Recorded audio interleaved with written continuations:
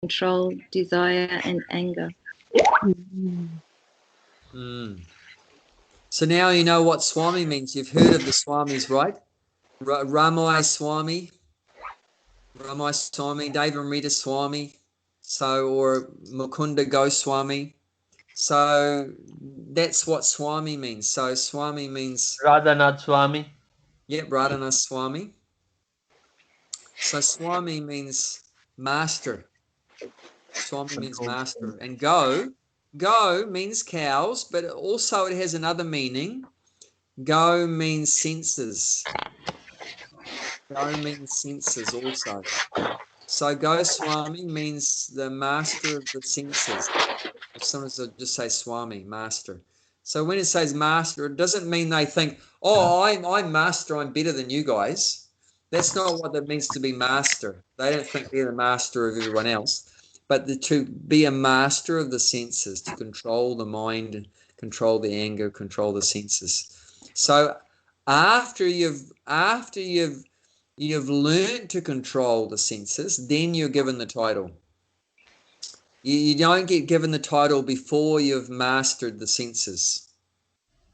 Shouldn't be. Sometimes, of course, people might be given.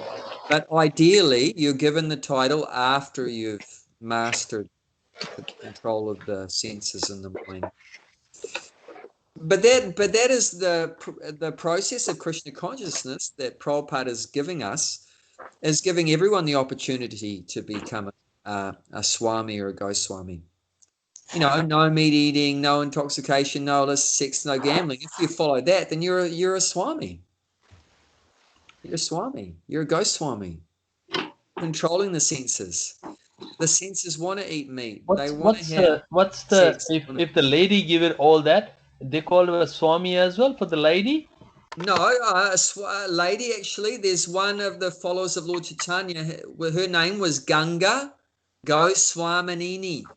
Goswaminini. Okay. Goswaminini. So there's a female version of a Swami also. Okay. Swaminini.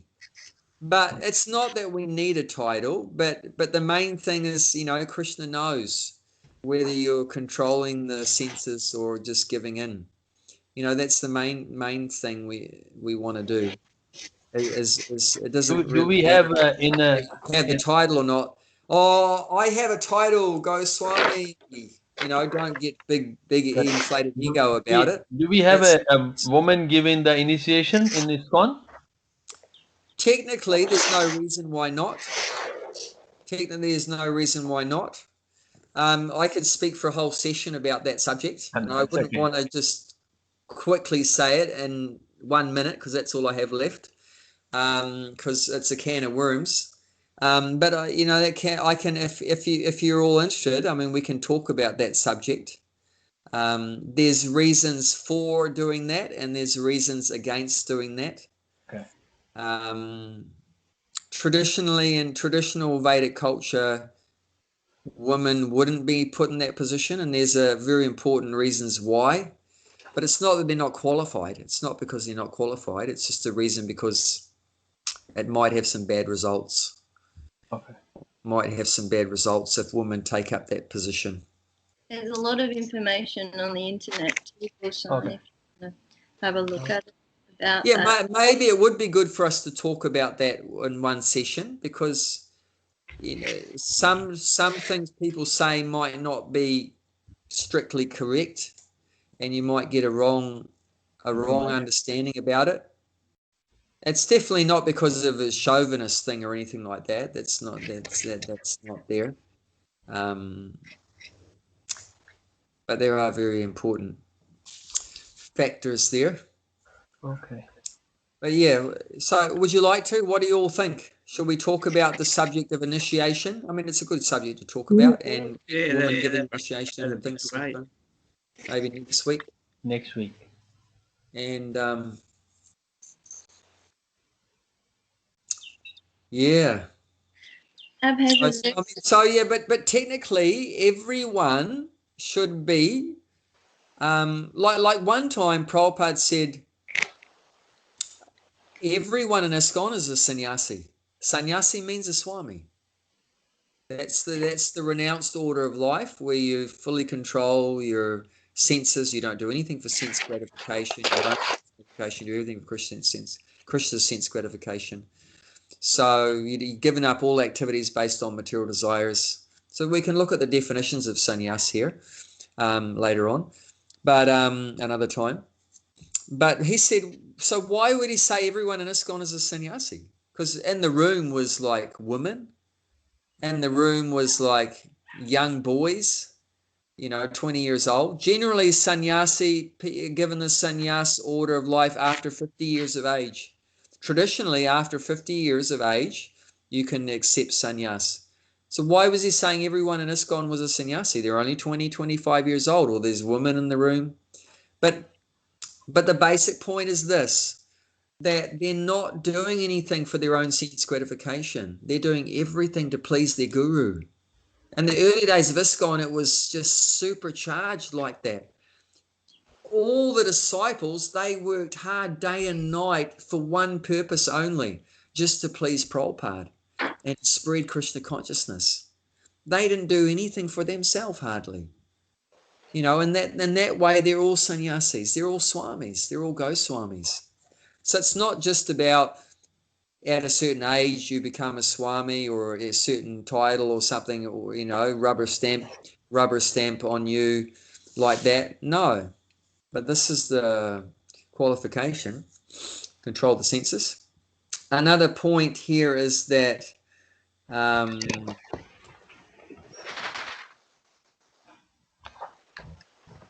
found it interesting saying that when you get angry, so when we talked about that, when the desires are not satisfied, you get angry. We talked about that. But one thing it mentions, the eyes and the chest become agitated.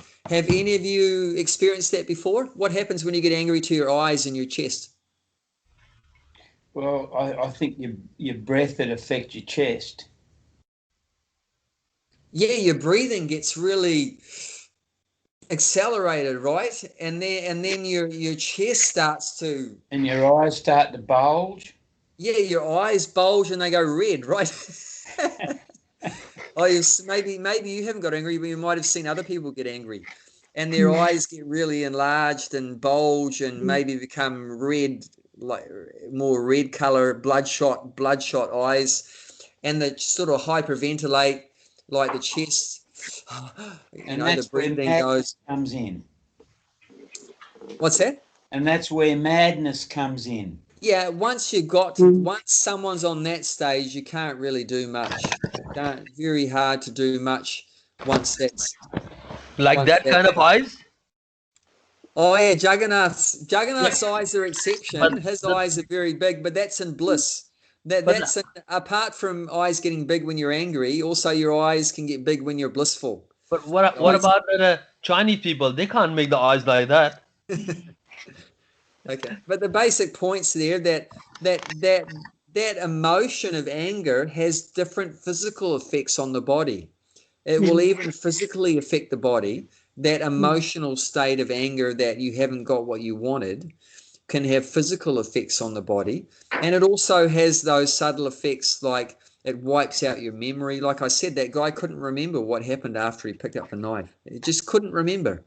All the memory gets wiped out. So it has very tangible reactions or results to things like, when we get angry. And they're not good results. They're not good results, not good reactions. And just one last thing comes to mind. When you get angry, it takes a long time to wind down from it. Has anyone experienced that before?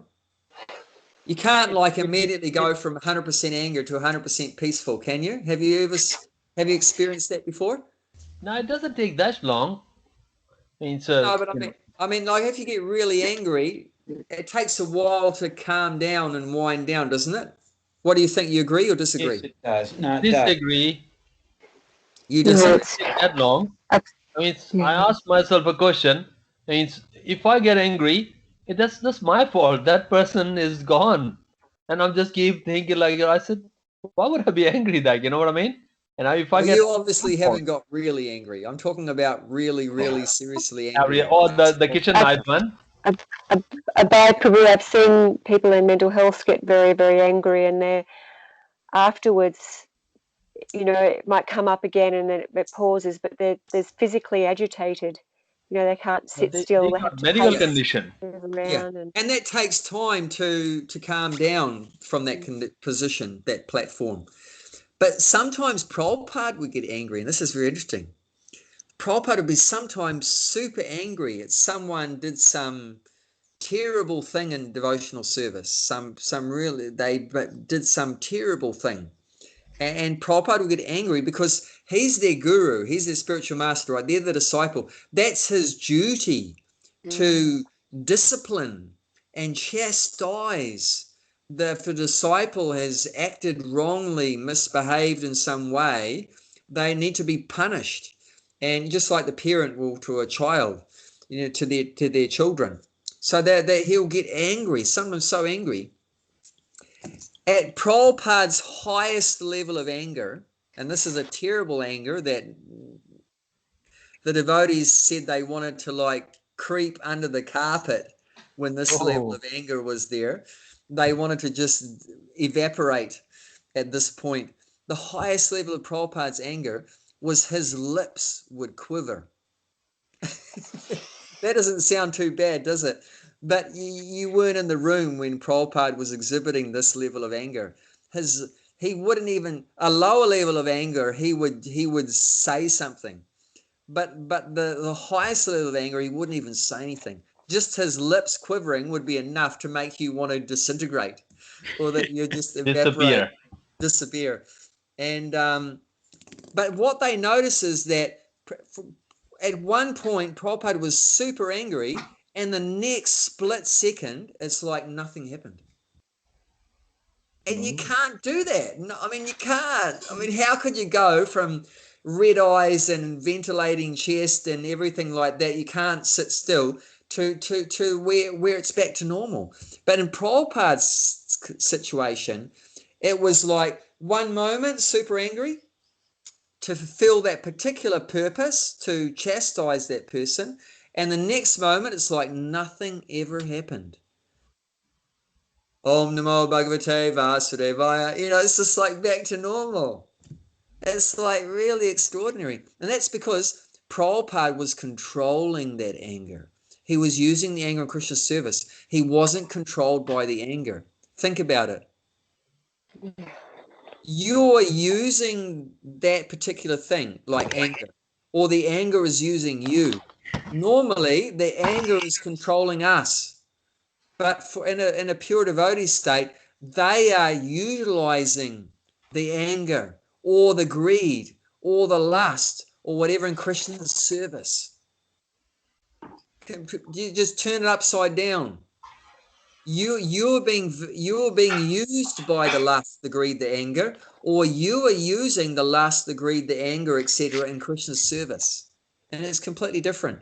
And one way will take you down, down, down into material life. The other way will take you up, up, up back to Godhead.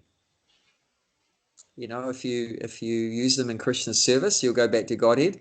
If you use them for your sense gratification, if they use you in sense gratification, then it'll entangle you.